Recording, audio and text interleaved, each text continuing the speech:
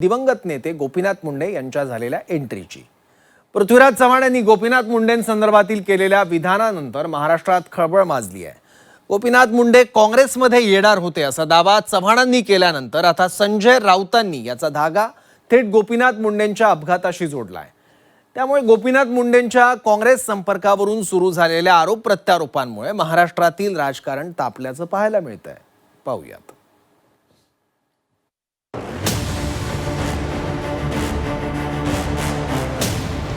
पृथ्वीराज चव्हाणांचा दावा, राऊतांकडूनही हवा। काँग्रेसमध्ये आले असते तर मुंडे वाचले असते।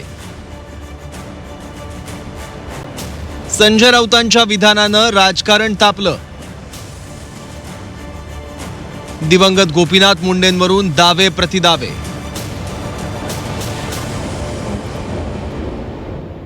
त्यांच्या पिताजींना आम्ही काँग्रेसमध्ये घ्यायचा प्रयत्न केला। मुख्यमंत्री असताना गोपीनाथ मुंडे। राज्याचे माजी मुख्यमंत्री आणि काँग्रेसचे ज्येष्ठ नेते पृथ्वीराज चव्हाण यांच्या दाव्यानं महाराष्ट्रातील राजकारण तापलंय। चव्हाणांनी भाजपचे दिवंगत नेते गोपीनाथ मुंडे काँग्रेसमध्ये येणार होते असा दावा केला। त्यानंतर त्यावर वेगानं राजकीय प्रतिक्रिया उमटतायत। पृथ्वीराज चव्हाणांनी गोपीनाथ मुंडेंबाबत केलेल्या वक्तव्याला प्रकाश महाजनांनी दुजोरा दिला।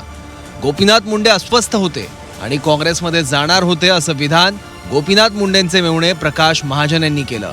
मुंडेंचा काँग्रेसमधील पक्षप्रवेश रोखण्यात पृथ्वीराज चव्हाणांचा हात होता असा दावाही त्यांनी केला।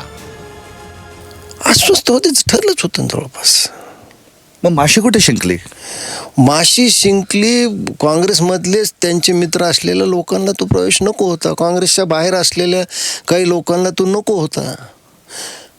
कारण काँग्रेस जी आज ज्या स्थितीला महाराष्ट्रात आली ती आली नसते ना।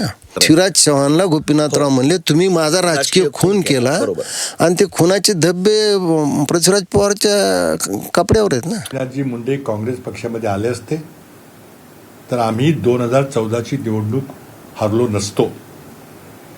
गोपीनाथ मुंडे हे मास लीडर होते आणि त्यांच्याबद्दल फक्त दिवंगत नेते म्हणू नका, त्यांचा इतिहास लिहिला गेला पाहिजे। नव्या पिढीला त्यांच्यापासून प्रेरणा मिळाली पाहिजे। इतिहास आपण लिहितो तेव्हा सगळं काही लिहितो असेल ते, त्यातली एक घटना आहे। आणि त्याचबरोबर मी आणखी सांगतो की 2014ला आमचं सरकार निवडून आलं असतं तर आमचे सहकारी मित्रपक्ष NCPचे लोक होते, त्यांनी मला काही मुख्यमंत्री होऊ दिलं नसतं। कारण मी भ्रष्टाचाराच्या विरुद्ध काही मोहीम काढली होती, त्यांना ती आवडली नाही। आम्ही पृथ्वीराज चव्हाण चालणार असे आमचे सहकारी म्हटले असते कदाचित त्यावेळेला, मला माहित नाही। पृथ्वीराज चव्हाणांच्या या दाव्याला काँग्रेससह राष्ट्रवादीनेही समर्थन दिल्याचं दिसलं। भाजप पक्ष ज्यांनी वाढवला त्या मुंडेंना नंतर डावललं जात होतं असा दावा महाविकास आघाडीचे नेते करतायत। पृथ्वीराज बाबांना ही सगळी माहिती आहेच आणि त्या आधारावर ते बोलले असतील। आता मृत्यू झाल्यावर बोलणं किंवा जिवंत बोलणं, पण एखाद्या वेळेस ओघाने माणूस याची चर्चा होतेच ना, त्यांच्या मागच्या गोष्टी चर्चा होतेच। कारण त्यांची धुमसट झाली होती तिकडे, त्यांना साईडट्रॅक करण्याचा प्रयत्न झाला होता। ज्यांनी या राज्यामध्ये भाजप वाढवली त्यांनाच बाजूला करण्याचं षडयंत्र रचलं होतं। त्यामुळे ते व्यथित होऊन त्यावर चर्चा त्यांनी केली होती। माझा संजय राऊत साहेबांनी हे वक्तव्य त्या ठिकाणी केलं असेल तर मला खूप खोलात तिथं जाता येणार नाही, कारण का ॲक्सिडेंट झाला काय झालं हे आपल्याला तरी तिथं सांगता येणार नाही। पण ह्याच्यात एक मात्र सांगतो की गोपीनाथ मुंडे साहेब गेल्यामुळे महाराष्ट्राचं खूप मोठं नुकसान झालं, सामान्य लोकांचं मोठं नुकसान झालं। आता त्यांचा ॲक्सिडेंट कसा झाला काय झाला बाकी विषयामध्ये मला ज्ञान नसल्यामुळे खूप जास्त तिथं खोलात जाऊन बोलता येणार नाही। यातच आता ठाकरेंच्या शिवसेनेचे खासदार संजय राऊतांनी पृथ्वीराज चव्हाणांच्या सुरात सूर मिसळत भाजपात मुंडेंचा छळ झाल्याचा आरोप केला। राऊत एवढ्यावरच थांबले नाहीत तर गोपीनाथ मुंडे काँग्रेसमध्ये आले असते तर वाचले असते असं म्हणत राऊतांनी गोपीनाथ मुंडेंच्या अपघाताशी याचा धागा जोडला।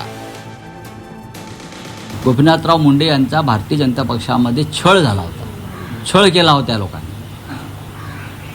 मानसिकदृष्ट्या त्यांच्यावरती आघात केले जात होते, त्यांचा अपमान केला जात होता गोपीनाथरावांचा। आम्हाला माहिती, आम्ही दिल्लीमध्ये होतो तेव्हा ते पवार साहेबांना भेटले, ते काँग्रेसच्या नेत्यांना भेटले। पण मनमोहन सिंग हे एक सज्जनग्रस्त होते, त्यांना अशा प्रकारच्या पक्षांतराला त्यांनी विरोध केला होता. त्याच्यामुळे त्यांना सल्ला देण्यात आला की तुम्ही आहात तिथेच थांबा. कदाचित जर ते काँग्रेसमध्ये आले असते तर त्यांचे प्राण वाचले असते. चला.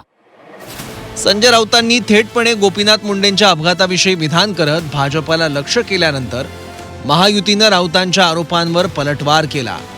अपघात असल्याचं म्हणत छगन भुजबळांनी राऊतांचा आरोप फेटाळला, तर भाजपनंही राऊतांच्या आरोपांवरून त्यांच्या पक्षाला लक्ष्य केलं. पत्रकार परिषदेमध्ये वक्तव्य केले की मुंडे जर काँग्रेसमध्ये आले असते तर त्यांचा जीव कदाचित वाचला असता. काही आता बोलायचं म्हणजे काय आता ऍक्सिडेंटमध्ये काय काँग्रेसमध्ये गेलं तर ऍक्सिडेंट होणार नाही, बीजेपीमध्ये गेलं तर ऍक्सिडेंट होणार, असं काय आहे काय का शिवसेनेमध्ये गेलं तर ऍक्सिडेंट होणार नाही, असं काय आहे का? ऍक्सिडेंट असतात ना शेवटी. स्वर्गीय गोपीनाथराव मुंडे यांनी भारतीय जनता पार्टी वाढवली, घराघरामध्ये पोहोचली आणि अखेरच्या श्वासापर्यंत भारतीय जनता पार्टीमध्येच राहिले. संजय राऊत, तुम्ही मात्र खासदारकी मिळवण्यासाठी काँग्रेसमध्ये जाणार आहात. आज गोपीनाथजी मुंडे हयात नाहीत आणि त्यांचा अपमान करण्याचं काम हे दुर्दैवानं काँग्रेसचे नेते आणि संजय राऊत तुम्ही करतायत.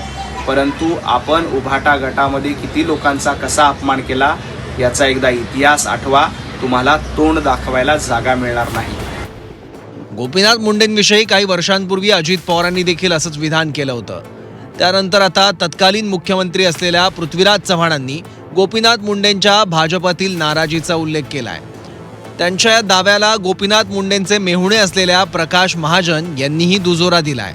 त्यामुळे गोपीनाथ मुंडेंच्या या काँग्रेस संपर्काच्या जुन्या दाव्यामुळं नव्यानं राजकारण रंगल्याचं दिसतंय. ब्युरो रिपोर्ट, झी 24 तास.